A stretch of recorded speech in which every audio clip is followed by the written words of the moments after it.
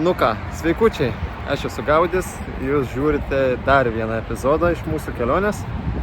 Tai su Jessica dabar judame Paryžiaus link. Išvažiavome iš Briuselio, patiko, pasižiūrėjom, Belgija irgi faina, bet reikia judėti link mūsų kelionės tikslo Paryžiaus. Taigi, žiūrime, kaip sekėsi keliauti.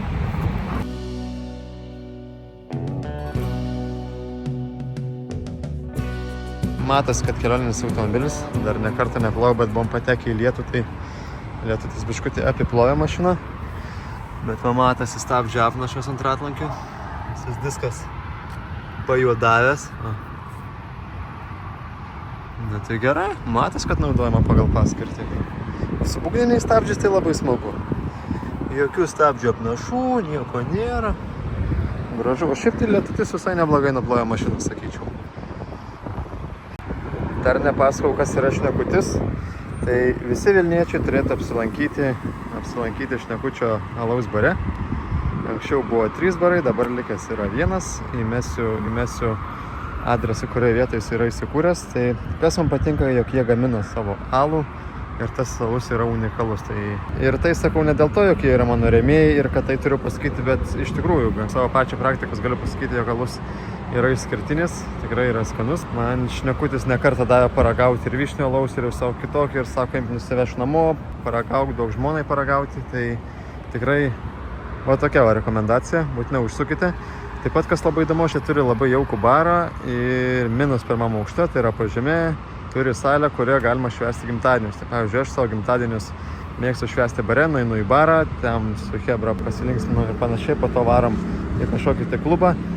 Ir niekad nebuvau pagalvojęs apie Šnekutį, kažkaip tai žinau, kad jis yra, bet niekad nekildama mintis, kad ten galima būti švęsti gimtadienį, kol nenuvykau pas juos pasikalbėti ir pasižiūrėti, kaip ten kas atrodo. Tai kai nuvariau pasimti lipduko, sakau, viskas, davai man rezervuoji mano gimtadienio dieną vietą. Tai savo gimtadienį tikrai švęsiu čia. Aš šiaip siūlyčiau visiems pasižiūrėti, kas čia per baras ir užsukti apsilankyti. Tai va, o mes judam toliau. Čia turim tokią kepuryčių kolekciją ir turime Night Riders lipduką, tai kažkada rodžiau, kaip jisai naktį atrodo, bet ir dieną jis labai gerai žiūrisi. Ir dar Night Riders kepurytė. Šiaip man palangės čia daug kepurių galiu sudėti, ko dabar žmona išėjo. Su mažiuku ten irgi su kepurytė, tai dar ją reikėtų padėti visą palangę, taip mes užpildome. Kepurių palangė. Sveiki atvykę į Prancūziją. Nevažiuojame mokamą autostradą, važiuojame per kaimelius, tai net jokio ženklo nebuvo, kad mes įvažiavome Prancūziją. Tiesiog žiūrim, kad mašinų numeriai prancūziški ir kažkaip prancūziški ženklai. Tai welcome to Prancūziją. Pasirinkite pirmąjį išvažiavimą. Nu ką, nusprendėme nevažiuoti mokamais Prancūzijos keliais. Ne dėl to, jog sutaupyti pinigų, bet dėl to, jog tiesiog pamatyti daugiau gamtos. Nes iš tikrųjų pavargome vien tik tai per Vokietiją lėkti mokamais keliais. Važiuoja autobanu, viskas smagu, viskas puiku, bet tiesiog ką tu matai, tai matai tik tai kitus automobilius ir tiesiog greitkelio autostradą ir daugiau nieko. Tai Prancūzijai nusprendėme išsukti iš mokamų kelių ir važiuoti mažais miesteliais. Tai pasižiūrėjome, kad iki Paryžiaus prisidės plus 3 valandos. Bet kadangi laiko turėjome, labai neskubėjome, tai nusprendėm pakeliauti. Iš tikrųjų, labai smagu. Tai jeigu jūs to nedarėt, padarykit. Rekomenduoju. Važiuojam per Prancūzijos kaimelius, negalėjau nesustoti nufilmuoti. Antrukas. Koks gražus ir su ratais, su palangėm. Labai gražu. Esam kelionė.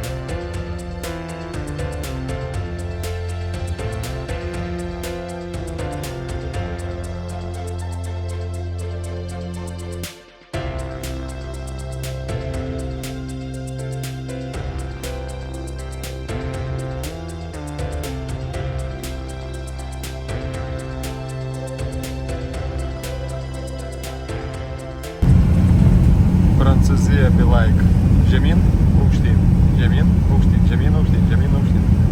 Dabar leidžiame žemyn ir tuoj kilsim vėl aukštyn. Tie vaizdai gražus.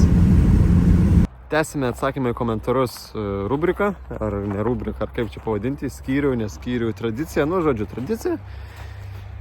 Šiandieną turime tik tai vieną komentarą, realiai, kurį galiu atsakyti. Tai komentaras yra štai toks, BMW ar Audi.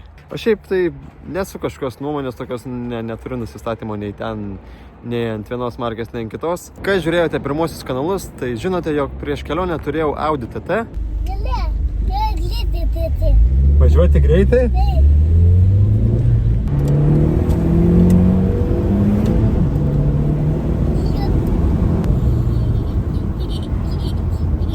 Patiko? Nu ką, paskutinė kelionė su mano Audi TT. Parduodu, atvažiavo visa šeimyna iš Latvijos.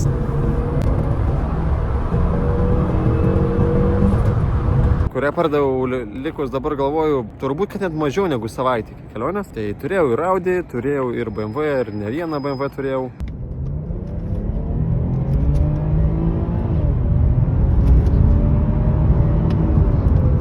Tai neatsakysiu jums į klausimą, kas geriau. Čia jau jūs nuspręskite, nes jeigu aš atsakysiu vienaip arba kitaip, tai galiu netyčia ir žiūrovų prarasti. Tai abu automobiliai geri, o geriausia yra va, tokie va, Volkswagenai. Atvažiavome į mažą Prancūzijos miesteliukštį. Robertinas Samiuku nuėjo į parduotuvę, nusipirko kažką pavalgyti. O aš galvoju pasižiūrėsiu, iš kur šitoksai žvangėjimas iš variklio skyriaus atsirado. Kažkas tai žvanga, barška, dar kažkas tai kažkaip keista. Tai pasirodo atsilaisvina generatorius įtempėjas. Ir kai variklis užvestas, nuo vibracijų jisai juda ir barška. Ir šiek tiek atsilaisvina generatoriaus dirželis. Tai reikia dabar iš bagažinės išsiimti įrankius ir suveržti, tik tai, kad įrankiai pačiam gale. Taip atrodo mūsų bagažinė.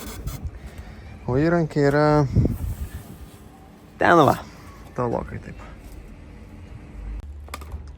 Nu ką, sustojam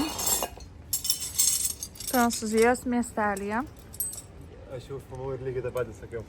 Ir turim atsilaisvinusi generatoriaus varžtą.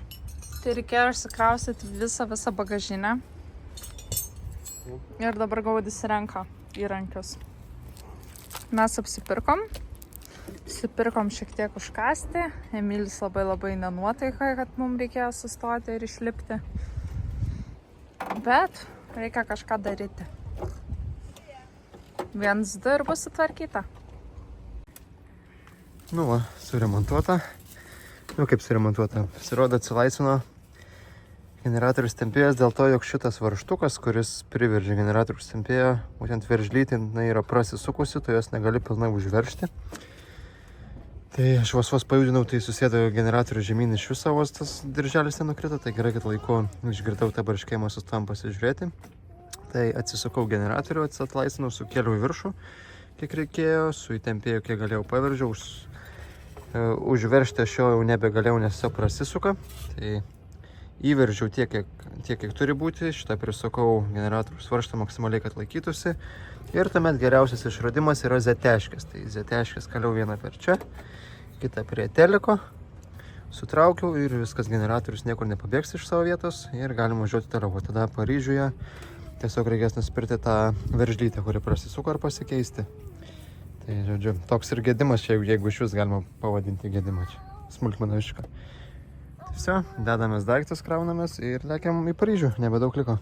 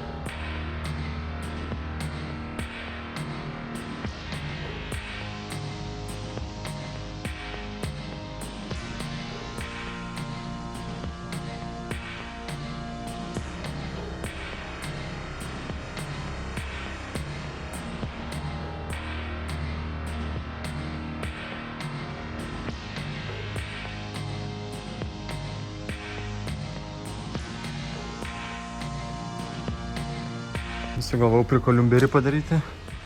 Atsivarysiu Jessica prie bažnyčios ir nusifotografuosime visi. Ne, matau žemę, tokią gražią vietą, kas man sutrukdys. Čia tai gatvelė, aišku, ten reikėjo važiuoti, kur turbūt, kad nelabai galima, bet kogi nepadarysiu dėl nuotraukos, ar ne taip. Čia turbūt niekad nelyja lietus. Visa gatvė iš skėčių. O štai čia matome, kaip mažame Laon miestelėje prancūzai švenčia olimpiadą. Tai per visą gatvę buvo iškabinėti tie, kaip kambary, tie... taip... Žodžiu buvo iškabintos olimpiados spalvų. Ai, tiesiog pasižiūrėkit, iškabintos, žodžiu, buvo... Virš gatvės buvo šitie va iškabinti, o spalvos tokios kaip olimpiados vėliavos. Viskas. Nebesigilinsiu. Ir dar padariau džetos nuotrauką, nes, Žiauriai gražu. Šitoj gatvėje turbūt niekad nelyja. Tikriausiai.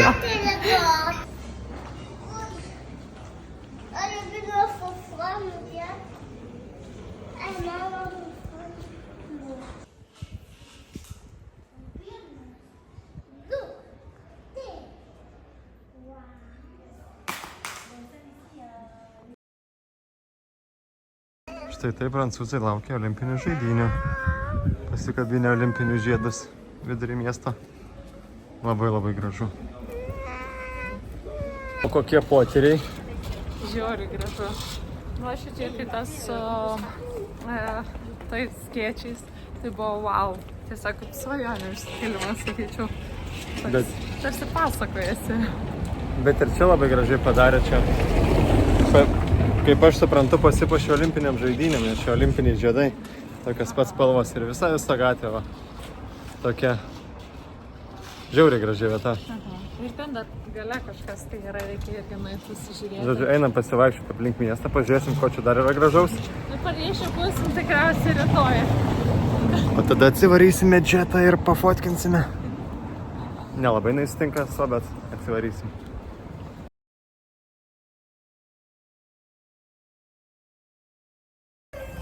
Kas čia miestelio ramybė drumščia?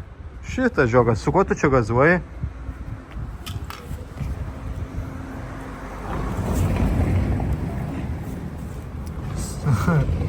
O kuris čia gazuoja, šitas ar šitas? Šitas. Tai čia Golf GTI G60, ne? Ok, einam. Miesto ramybės gadintojų. Pasistiprinam. Liko nepilna ryja.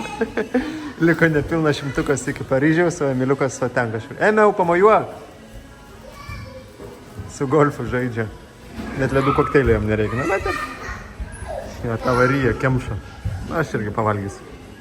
Oi, tu važiuoji su sena mašina, oi, ištrynė vieną kanalą, oi, ištrynė antrą, ir sunkvežimis į tave atsitrenkė ir techo nepraleido. Ai, čia, žinok, visi ženklai rodo, kad tau nereik važiuoti, tu nedavažiuosi, jums bus blogai, suges, į avariją pateksite. O, nevažiuokit. Kas nevažiuokit, atvažiavom į Keprą ir dar grįšim atgal. Nedavažiuosim, Kas yra, davažiavom. Lekiam toliau žiūrėti. Dedikuoju šį vaizdo įrašą visiems heiteriam ir tiem gaičiam iš techninės apžiūros. Ir visiems tiem, kurie sakė, kad džetą nedatems.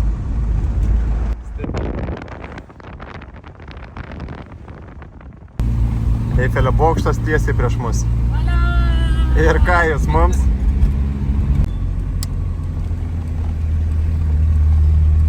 Welcome to Paris. Tai va.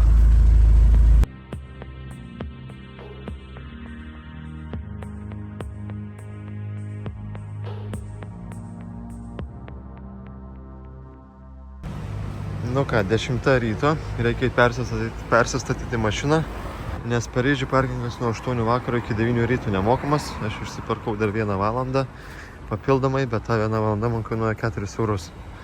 o po to dar daugiau. Tai susimokėjau nuo 9 iki 10, kad galėčiau parkuotis, kad ilgiau pamiegoti 4 eurai. Jeigu būčiau kokios 12 nustatęs, tai būtų buvę 3 eurų. Tai žodžiu, reikia eiti kažkur susirasti pigesnę parkavimo vietą. Šiaip yra į 2 zonos. Skersnikas parkingas. Tai reikia paieškoti pigesnio. Bet problema ta, jog aš šitos mašinas negaliu vairuoti. Kadangi jinai sena ir tarši, aš su ja negaliu važinėti mieste iki 8 vakaro. Tai reikia pabandyti pravažiuoti, kažkaip negauti baudos ir susirasti pigesnę parkavimo vietą. O čia žiūriu, naktį biškį palyja. Ok, bandom. Viešbučio liftas. Paspaudė. O. Vos taip realiai. Va taip. Tai man tokio pločio. Čia realiai 2 žmonės telpa.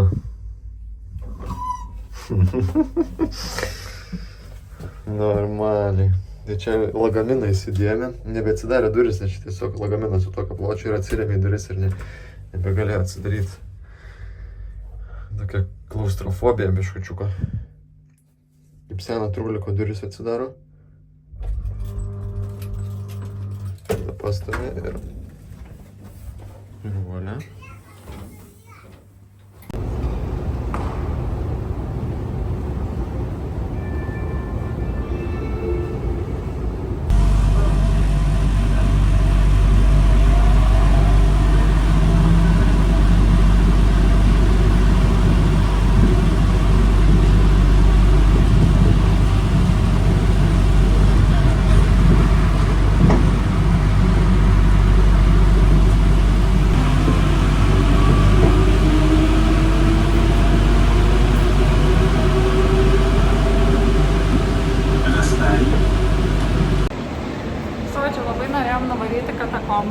Garsiau šnekėk. Į katakombas. Taip. Bet nuvarėm ir pasirodo, kad savaitę į priekį soldautas visų bilietų.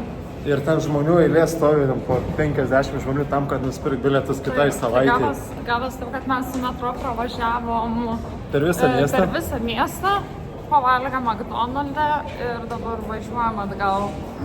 Aš skauda, reikia pamatyti Eifelio bokštą. Emiliukai, visi šipsok. Va, Eifelio bokštą nusipirkam. Ne, Dodė. Mums šitą reikia ar ne? Šūdas, nežinau. Turbūt, kad jo.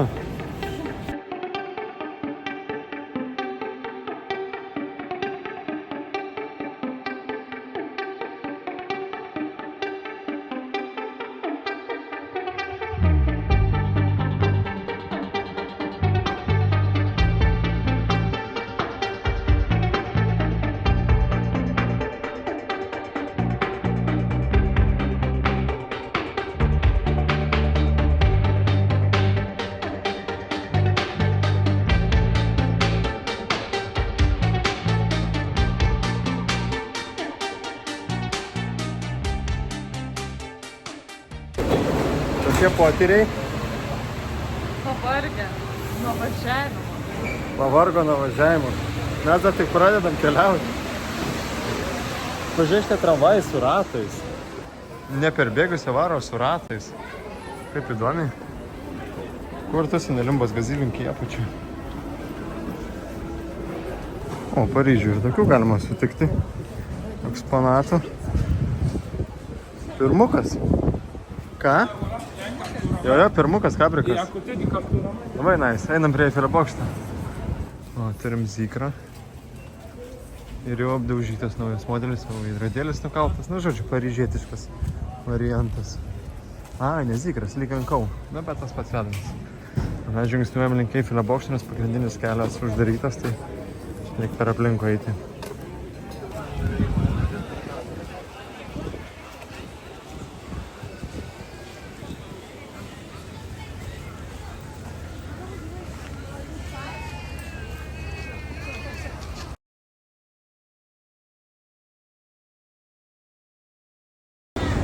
Nu ką, spikučiai? Tiesiogiai iš Eifelio bokšto.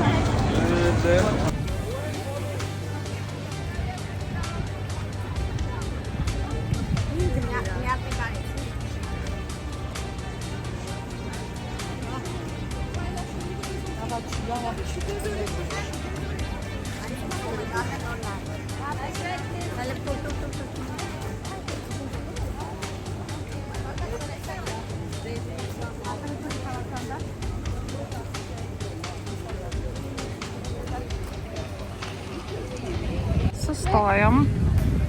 Daeiti iki Eifelio pačią bokštą negalima, tai mėgojomės tokiu vaizdu. Ne. Žmonių milijonas. Nežinau, ar labai geras sprendimas buvo atvažiuoti. Aišku, kad geras. Geras. Buvo geras sprendimas. Tiesiog žiauriai daug žmonių. Biški nelaiko. Bet vis tiek Eifelio bokštą pamatėm. Taip? Žinoma. Tai parodyk, kas laimingas. Va. Va tokį. Štat nusipirko mažą Eifelio bokštą. A ne, Emilė? Vau, koksai.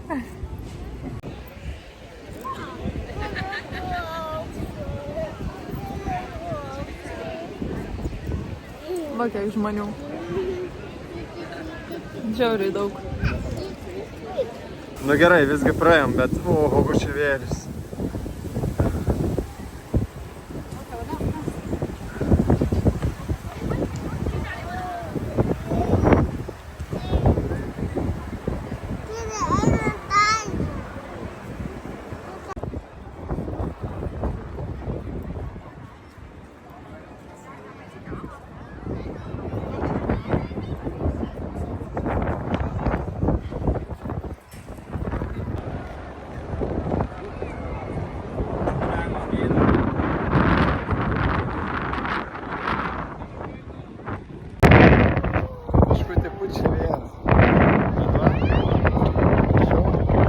Mums pavyko. Ėjom ir daėjom. Važiavom ir davažiavom. Labai didelis. That's what she said.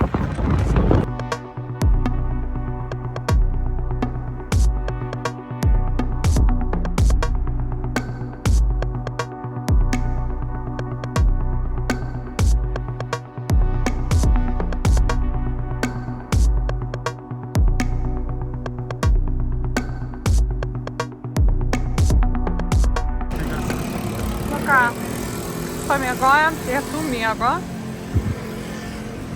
ir keliaujam pasimti mašinos, nes mašiną palikom mokamam parkingę, nes čia kainuoja, jeigu gatvėje palikti 4 eurai valandai. Tai pasiskaičiavom, kad 3 dienom biški brangokai išeis. Einam pro metro stotį. Štai čia. Čia gal traukinius? Traukinių, Jo, jo. Traukinių, gerai. Ir žiūrėsim, užsuksim kažkur tai užkasti. Nusipirk, pavalgyt, nes Emilis nori ko? Pieno su braškėm. Gerai.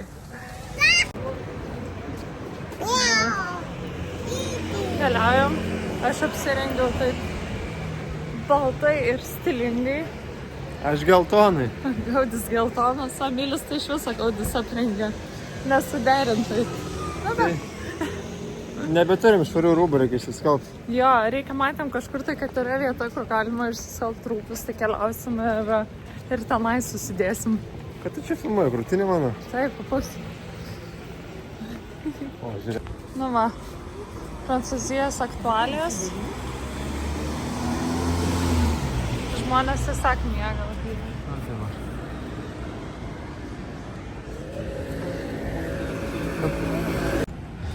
O, čia kažkas tai liktis prekybos centras ar kažkas. Einant pakeliui link garažo, tai išbandysim. Na, miliukai viskas. Eik. Atsargiai tik tai. Op. O. Tai gerai, aš tik taip tau padėjau užlipti. Ne, nesaugu.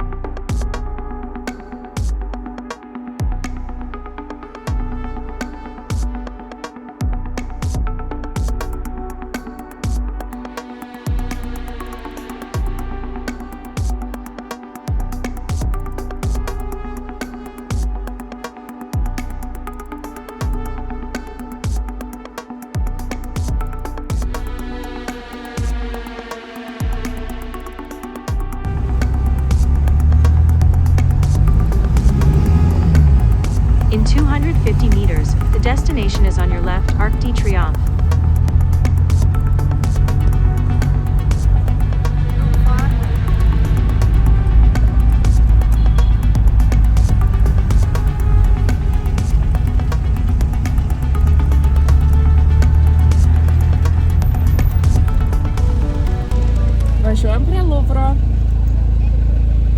Tuoj būsim jau. Ja, dar įdomus vienas faktas, kadangi dabar ruošiasi olimpinėms žaidynėms, tai labai daug pareigūnų vaikšto tiesiog su automatais. Vidury miesto. Taip, vidury miesto ateina kokių 10 pareigūnų ir visi su automatais. Tai taip krypia labai atrodo. Saugiai jaučiuosi, Taip. kad tas nieks nepavogs. Nu, O čia biškai uždaryta, žiūrėk, man atrodo. ai, vėl uždaryta. Jo, ir labai daug pravažiavimo yra uždarytų. Pafilmuok. Ir tuoj parodysim. Visur va aptverta va tokiam va tvareliam ir negalim įsukti. Išvažiuoja, palauk, policija išvažiuoja, dėl to sustabdė eismą. Ai, okei.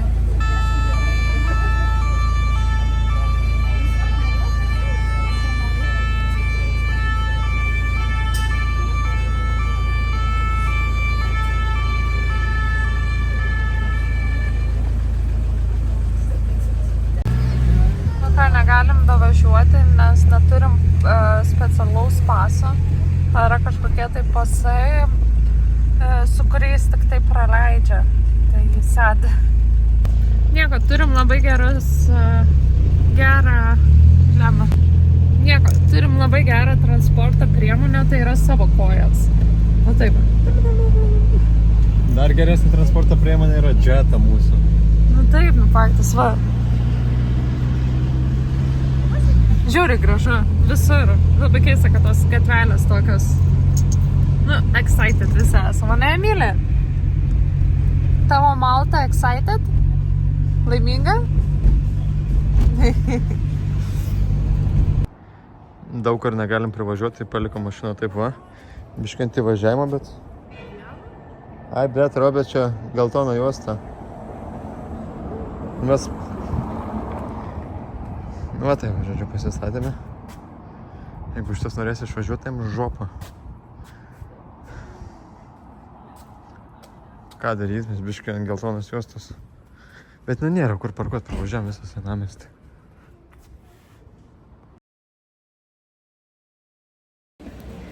Na, biškutį toliau žiūri pagrindinį gatvį, stato žmonės mašinas, kur nelabai galima statyti. Bet yra ne viena pristatyta. Einu, žodžiu, atsivarysiu Jetą atgal, nes man nelabai patinka, kur mes ten palikome. Tai pusiau ant geltonos juostos ir dar taip close prie kitos mašinos, tai einu, atsivarysiu, persistatysim. Gal negausim baudos. Ir tada varysim pasižiūrėti Eifelio bokšto. Šiaip turėtų nuo vienos vietos vis labai gražiai atsiverti, tik tai aš neįsivaizduoju, ar ten galima bus prieiti ar ne, nes pusė miesto yra uždaryta. Bet pabandysim. Kas negeria šampano, tas nerizikuoja, va taip va pasakysiu.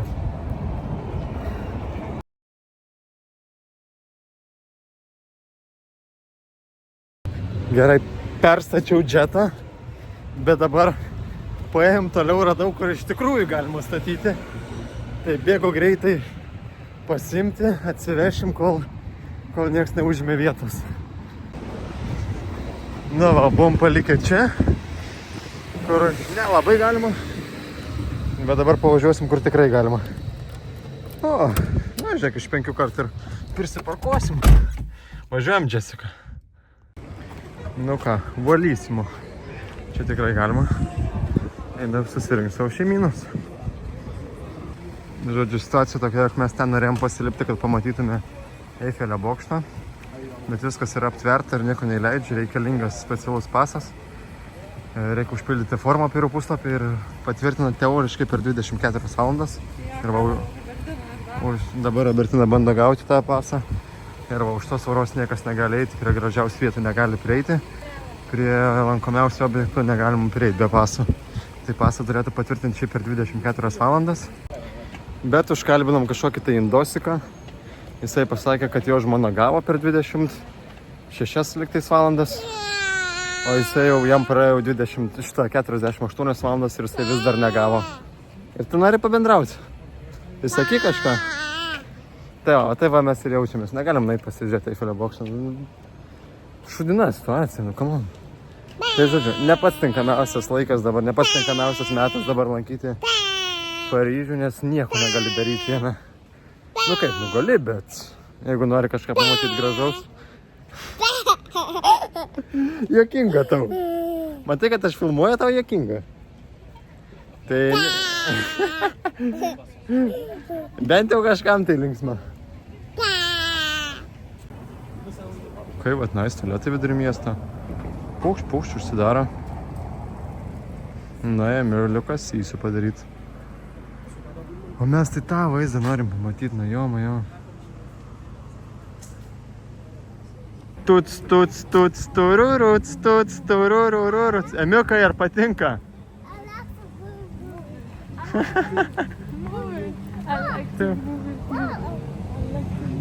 Kas čia? Jeigu su mašina nori važiuoti uždarytą teritoriją, tai va, ir Ferrari nepraleidžia, prašo atidaryti bagažinę, tikrina visą. Išpurto, tik tada praleidžia. Važiavam pasižiūrėti Eifelio bokšto, nes toj bus 12 nakties, o 12 nakties visas Eifelio bokštas žiba. Negalim praleisti tokio reginio.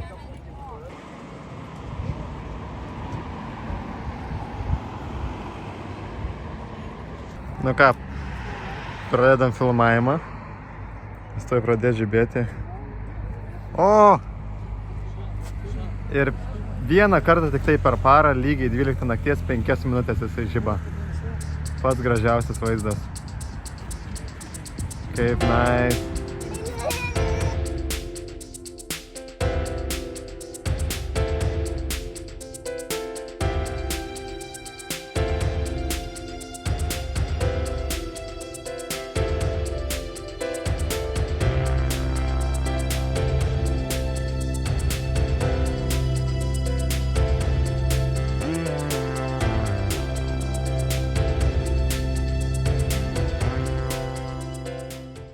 Einu sau, žiūri tiesiai mane, nugalvojau kažkas bus įdomaus. Bum, užstojom ant kelią. Tokį vieną, tik pūkšt kažką, tokį vieną. Vaikščiau su po Paryžių, laiminga, saulutė šviečia, šilta, gera. Čia va treniruojasi dviratininkas, nesuprantu, ar Tour de France ar kam. Iš viso buvau šokę, kad jinai veikia, nes tu gali sėdėti, kakoti ir junginėti powerius. Nice!